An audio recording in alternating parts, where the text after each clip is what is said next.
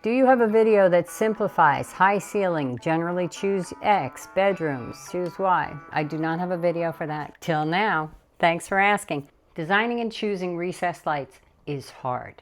I am a designer. I've been doing this a really long time, and every day I'm on the phone with suppliers. I'm reading specifications, talking to my contractors and electricians. So I can imagine you as a homeowner who has other things to do, maybe a job, would find this process a little bit daunting. So if you're building a house or remodeling and you want to know what kinds of lights, where should I put them, how many, this, and probably several others now that I start to edit it and see how freaking long it is, this is the video for you. Today I'm going to attempt to answer as many of those questions as I can so that you stop sending them to me and you can get your house designed right. If you have more problems, you have more questions, you want more personal attention, I do consultations. The link's in the description. So let's get to it. What's a baffle? A baffle has ridges on the inside in order to catch the edges of the light and to diffuse it. If I use smaller recessed lights, do I need more? So for instance, if I went for a 4-inch versus this lovely 1-inch, would I need more of them? That depends. This little 1-inch here has the same power as this, 850 lumens Kodo. Whoop, that's pretty bright. So some of these little ones are super powerful. There's a couple of things that would affect that. Not only the power, the amount of lumens that it has, but also the beam spread of the bulb. Is it 22 degrees? Is it 38? Is it 60? That will matter on both of them. There's no generic formula. You can say, oh, your kitchen is 8 by 10, you need 6 lights. If your electrician or your contractor is doing that to you, stop. Don't do that. Place your recessed lights where you need them, where you're going to do stuff. So if I'm going to work at the counter, I want a recessed light that's above the countertop, not my head, that I can work by. I don't need a grid. There's no good formula. I wish there was. What color temperature is right for a kitchen? That depends. Now, I would say 3,000 to 3,500 kelvins is what I'm comfortable with. That's going to keep it, here we go, trusty light again. Let's see if we can see on this wall. That's 5,000. There's 2,700 Kelvin. You see that on that back wall there? Kind of like that bulb there. That's a little yellow for a kitchen, for a bathroom. Not at night, not when you're just going in there to use the bathroom, but putting makeup on, shaving, that kind of thing. So there's 3,000, still a little yellow. 3,500 is pretty clean, dead even. Then you get 4,000 where you start to get a little bit bluer, and then up to 5,000 Kelvin. Now, this is a personal preference. However, consider what you're doing, consider where you live, because I'm giving all this advice and I get a comment from someone who lives in Alaska. Winter is coming.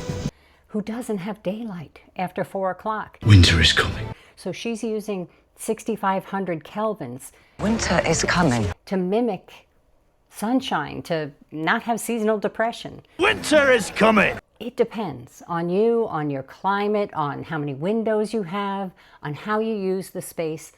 And it also depends on the other fixtures that you're going to put in there. So don't forget about your pendants, your sconces, under cabinet lighting. All of that other stuff is going to add to the light in the room. So the color temperature really is a personal preference. How far apart should I put my lights? I read a lot online, 4 feet. If you wanted to have a grid, to have a straight line down a hallway, because that's about the spread of a 38-degree beam on maybe a 9-foot ceiling. That's the spread of the lux light. It's still going to spread and be wider. So what you're going to get if you place your recessed lights at 38 degrees, about a 9-foot ceiling, this is rough geometry here. Sister Karen would not approve. Geometry.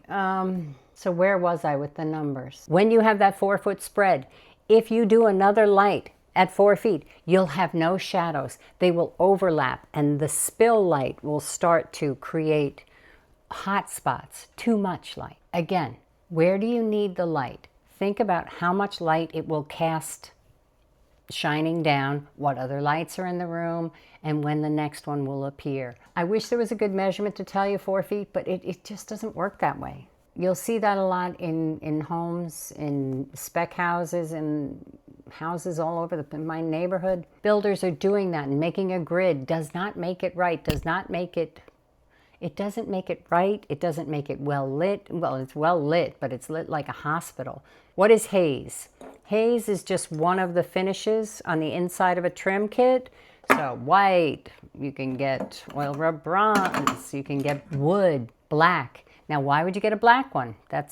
I get that question. Why would I want, we've got oil rub bronze, but why would I want the inside of a trim kit to be dark if I have white ceilings? Because when they're off, you have these black holes, you remember from the 90s. But a black reflector absorbs light, so it has the least amount of glare when it's on at night. So if you have a dark ceiling, if you have a wood ceiling, you can go for copper, you can go for wood like the DMF trims, you can go for black. It goes away at night, and all you see is the light coming out. You get so much less glare because the dark color absorbs it. So that's why you would do black. If you have a white ceiling, you're going to have those black holes when it's daylight. But HCL versus sunset. So if you don't know what humid-centric lighting is versus sunset dim or comfort dim, some companies call it, HCL it's just got a higher range of Kelvin. So it's about 4,000 down to 2,200 Kelvin. So it gets really white down to sort of soft and yellow. Whereas the sunset dim is a little less. It's going to come about 3,000, some of them 3,500, down to 22 or 1,800 kelvins. They both allow you to change the color of the bulb without doing the clicking on the back of the unit before you put it up there. So I can change my mind as I'm sitting there next to the dimmer. Those are my sunset dim lights over there. They're on 3,000 Kelvin right now. 1, 2, and 3 are the only lights in this space right now. It's nighttime. And you can dim the sunset down to, I think, 1,800 Kelvin. So watch it go. Let my camera focus. There it goes a little more. Oh, we're getting romantic. And even more. Look at that. Still bright, still can see. Make my way through here, but it's a nice soft light at night. It's nice to have that kind of control, so in the daytime or when you're chopping vegetables, you can have it up bright, and when you want to sit down for a cup of tea late at night and have the light soft, you can turn it down to 2,700 and have a really soft light. Change the atmosphere. Here's sunset dim. Up they come. How do I choose the right lights? You start with your budget. If you know you need 30 lights, they can range anywhere from $5 a piece, don't buy those, on up to $600 or $700, $1,200 a piece. So what do you need? What do you want it to look like? And what's your budget? That's how you choose. How bright do you want it to be? What options do you want it to have? Start to think about what you want first before you look at it, before you start looking for recessed lights, because there's so many out there. They keep changing, they keep updating technology, smaller lights. Okay, what lumens do I need? That depends on how bright you need your lights. Lumens are how bright you want it. If I had 8-foot ceilings, like I do, I went for a standard Kodo, which is about $850. All right, and then this is the canless. So this goes up, twists in there. That easy. Maybe 900 lumens. It's more than enough light for my kitchen. It depends. If my ceilings were higher, 9 or 10 or 12 feet, I might start to look at lights that have 1,000, 1,200 lumens. If I had really tall ceilings, I might look for architectural ones or ones that have a snoot or a tight beam spread that's going to hit from, 26 feet if you have a double high ceiling. So it depends on what you're going to do with it. 850 lumens. I mean, come on now. This is right about where we are. Okay. This is a super bright light. It's lighting the entire space over there. Sorry to blind you. Which brand is best? Well, that's really up to you, your budget, what you want it to do, and how you want it to look. So for me, I went for Elko lights, which are probably what I would consider to be mid to high range as far as the performance and the options that you get. They can range in price from $5 up to $1,200. So you've got to decide where you fall. Mid-range, Elko, Nora, RAB, Lotus. Who else is good? I'll think of a few more. When you get lower than $50, oh, WAC has a great one, the Kenrick. If you get lower than $50, what I'm seeing is the performance is not as good. The glare is higher. The recess of the depth of the recess of the trim kit is really shallow. I had a client, she bought a new house and we're replacing 75 of those lights.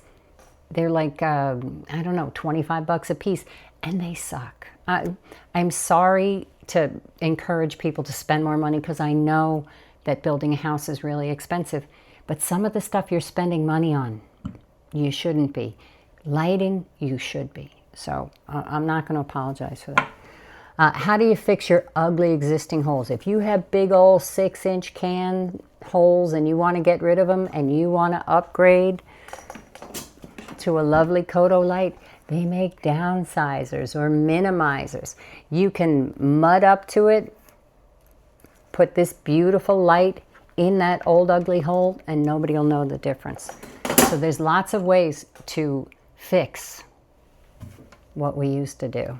Do you have a video that simplifies high ceiling, generally choose X, bedrooms, light the corner, no specific task, choose Y, good looking multi-use trim package for most uses?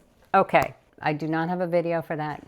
Till now, thanks for asking. High ceiling, I would generally choose the smallest, most powerful light that I need. So it depends on the height of the ceiling, but I'd be looking for, over 10 feet, I'd be looking for something in the 1200 lumens range. I'd be looking for a tight beam spread. This is my preference because I don't want the light to spill everywhere. I want to be specific about why I'm putting a hole in a beautiful high ceiling. So it better have a reason. Again, this is my preference as a designer, to keep the ceiling clean, especially when you're doing beams or you have vaults or coffers or whatever. It's a less is more. So for a high ceiling, generally use that. If it's high, you want to use a high lumens. Color temperature, again, is your preference and the purpose of the room. I might not use 3500, 4000 in the living room unless it's a great room and the kitchen and the living room are open to each other. That's a situation where I definitely look at sunset dimming or human-centric lighting where I could change the temperatures. Because they're open to each other, the color temperature should match. We don't want to be the person that replaced one bulb on their garage and one's yellow and one's super blue. We want to keep the light colors the same. So if you had human-centric, you could keep everything up and bright when you're chopping, and then when you want to dim it down after dinner and have it cozy in the living room, you could also bring the kitchen down that way. I don't know, I went off on a tangent on that one. High ceilings, choose a tighter beam spread.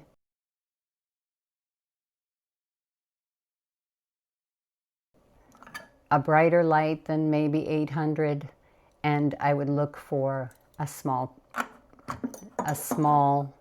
as possible trim. Bedrooms to light the corners. Lighting the corners is a great way to define the boundaries of the space.